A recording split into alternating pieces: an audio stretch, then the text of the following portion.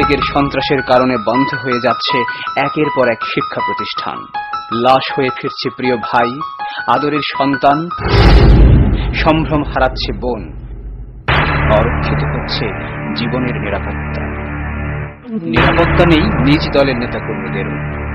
এভাবেই ঢাকা বিশ্ববিদ্যালয়ের SM হলের ছাত্রলীগ সভাপতি সৈকতের হাত ও পায়ের রগ কেটে দেয় সেক্রেটারি আনু গ্রুপের কর্মীরা। জিয়া হলের ছাত্রলীগ নেতা সাইফুল ইসলাম সোহাগেরও রগ কেটে নেয় নিজ গ্রুপের কর্মীরাই। জহুরুল হক হলের সেক্রেটারি রাহাতের হাতের রগ কেটে নেয় সভাপতি সুমন গ্রুপের কর্মী।